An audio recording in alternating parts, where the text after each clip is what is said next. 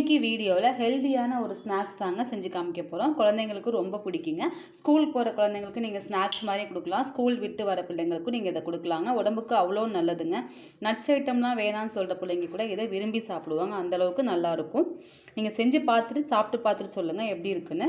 3 பொருளை மட்டும் தாங்க வச்சு செய்ய போகிறோம். வரகரிசி, அவல், முந்திரி, பொட்டுக்கடலை, அவ்வளோதாங்க. கொஞ்சமாக நெய், வேறு எதுவும் இல்லைங்க. இதை வச்சு தான் செய்ய போகிறோம். ரொம்ப ஈஸியாக செஞ்சிடலாங்க. ஹலோ ஃப்ரெண்ட்ஸ், வணக்கம். நான் உங்கள் தோழி. Welcome to AK special. வீடியோக்குள்ளே போகிறதுக்குள்ளே என் சேனல் சப்ஸ்கிரைப் பண்ணிக்கோங்க. அப்படியே பக்கத்தில் இருக்க பெல் ஐக்கானே கிளிக் பண்ணிக்கோங்க. இப்போ வாங்க வீடியோக்குள்ளே போகலாம். இந்த ரெசிபி செய்கிறதுக்காக நான் 1/4 கிலோ அளவுக்கு வரகரிசி அவல் எடுத்திருக்கேங்க. இங்கே பாருங்கள், இது வரகரிசி அவல். இது பார்த்தீங்கன்னா 50 கிராம் அளவுக்கு நான் முந்திரி எடுத்து வச்சுருக்கேன். நீங்கள் என்ன நட்ஸ் வேணுமோ அதை நீங்கள் சேர்த்துக்கலாம். குழந்தைங்க நட்ஸ் சாப்பிட மாட்டாங்க அப்படிங்கிறப்ப நீங்கள் இந்த மாதிரி நம்ம பவுட்ரு பண்ணி தான் நம்ம உருண்டை பிடிக்க போகிறோம். ஸோ இந்த மாதிரி நீங்கள் கொடுத்தீங்க அப்படின்னா அவங்களுக்கு என்னென்னு தெரியாமலே சாப்பிட்ருவாங்க. உடம்புக்கும் நல்லது. இது பார்த்தீங்கன்னா 100 கிராம் அளவுக்கு பொட்டுக்கடலை வச்சுருக்கேன். 50 கிராம் முந்திரி, 100 கிராம் பொட்டுக்கடலை, கிலோ அளவுக்கு வரகரிசி அவல். இதை 3 மட்டும் வச்சு தாங்க செய்ய போகிறோம். ஸ்வீட்டுக்காக நம்ம வெல்லம் சேர்க்க போகிறோம். ஸோ இந்த அவலை லைட்டாக பொன்னிறமாக வர அளவுக்கு வறுத்து எடுத்துக்கலாம்.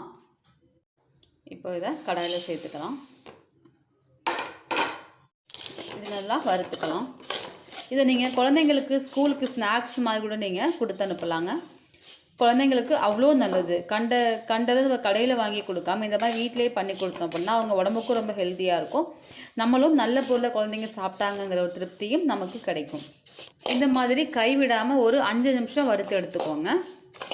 கொஞ்சமாக கலர் சேஞ்ச் ஆகும். இல்லை அப்படின்னா அந்த அவல் வறுபடும்போது ஒரு வாசனை வரும். ஸோ அந்த அளவுக்கு வறுத்து எடுத்துக்கோங்க. இப்போ அவல் நல்லா வறுபட்டுருச்சுங்க. இதை வேற ஒரு பாத்திரத்துக்கு மாற்றி வச்சிடலாம். அது முந்திரியும் பொட்டுக்கடலையும் ஒரே நேரத்தில் சேர்த்துக்கலாம். நீங்கள் இதுக்கு பதிலாக இல்லை முந்திரிக்கு பதிலாக இல்லை, முந்திரி ப்ளஸ் பாதாம், பிஸ்தா என்ன இருக்கோ நீங்கள் சேர்த்துக்கலாம். இதையும் லைட்டாக வறுத்து எடுத்துக்கலாம். இந்த அளவுக்கு ரெடியான போதும். இப்போ நம்ம அவல் வறுத்து வச்சுருக்கோம் இல்லையா, அந்த பாத்திரத்தில் இதை நம்ம சேர்த்துக்கலாம். எல்லாத்தையும் ஆற வச்சு ஆறுனதுக்கு அப்புறமா நம்ம மிக்சியில் போட்டு பவுட்ரு பண்ணி எடுத்துக்கலாம். இப்போ இது 3மே ஒரு 10 நிமிஷம் நல்லா ஆறட்டும். இப்போ இது நல்லா ஆறிடுச்சுங்க. இதை மிக்சியில் போட்டு நல்லா பவுட்ரு பண்ணி எடுத்துக்கலாம். நல்லா நைஸாக பவுட்ரு பண்ணி எடுத்துக்கோங்க. இந்த அளவுக்கு நைஸாக மாவை கிரைண்ட் பண்ணி எடுத்துக்கோங்க. நல்லா நைஸாக இருந்தால் தாங்க நம்ம உருண்டு சாப்பிடும்போது நல்லாயிருக்கும். குறைன்னு இருந்தால் நம்ம கடிக்கும்போது ஒரு மாதிரி அதுவும் குறைன்னு இருக்கும். ஸோ இந்த அளவுக்கு அரைச்சி எடுத்தாச்சு. அடுத்த ஸ்டெப் பார்த்திங்கன்னா, ஒரு பாத்திரம் சூடுபடுத்திக்கோங்க. அதில் 1 டம்ளர் அளவுக்கு தண்ணி சேர்த்துக்கோங்க. தண்ணி சூடாகிட்டுருக்கு. சூடாகும்போதே ஒரு 200 கிராம் வெல்லம் சேர்த்துக்கோங்க.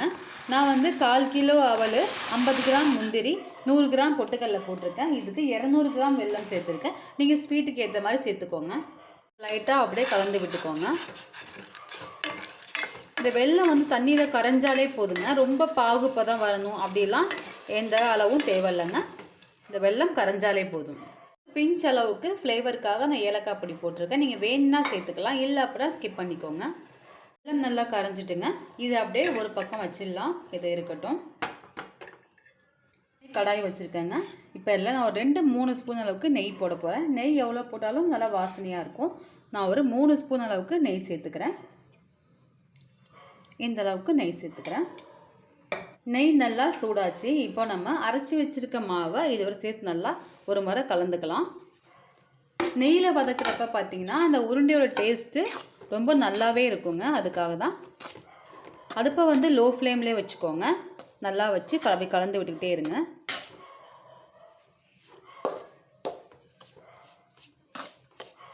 இப்போ எனக்கு நெய்யோட ஃப்ளேவர் நல்லாவே தெரியுதுங்க. அதில் மாவு நெய்யில் ஒரு மாதிரி நல்லா வெந்து வரப்போ அந்த ஃப்ளேவர் நல்லாவே இருக்குது. ஸோ இந்த ஸ்டேஜில் நம்ம ஸ்டவ்வை ஆஃப் பண்ணிடலாம். ஸ்டவ்வை ஆஃப் பண்ணிவிட்டு இப்போ உடனே நம்ம வெள்ளை பாகு எடுத்து வச்சுருக்கோம் இல்லையா, காய்ச்சி வச்சுருக்கோம்ல, அதை அப்படியே கொஞ்சம் கொஞ்சமாக ஸ்டவ்வை ஆஃப் பண்ணதுக்கப்புறமா செய்யுங்க. இது கொஞ்சம் கொஞ்சமாக இப்படியே சேர்த்துக்கோங்க.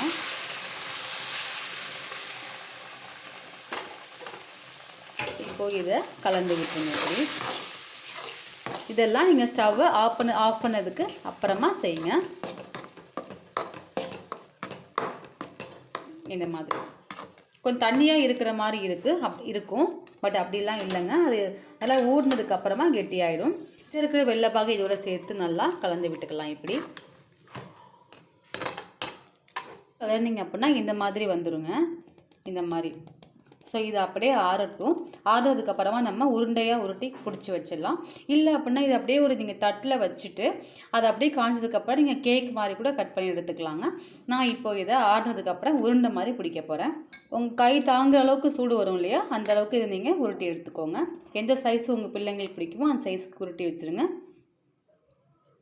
ஆறட்டும். அவ்வளோதாங்க, நல்லா ஆறிச்சு. இப்போ இதை உருண்டையாக பிடிச்சி எடுத்துக்கலாம். நீங்கள் என்ன சைஸுக்கு வேணுமோ அந்த சைஸுக்கு நீங்கள் உருட்டி எடுத்துக்கோங்க. நான் இந்த சைஸுக்கு எடுக்கிறேன்.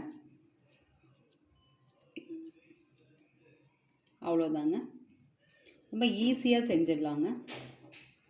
இதே மாதிரி மிச்சம் இருக்கிற மாவெல்லாம் உருட்டி எடுத்துக்கலாம்.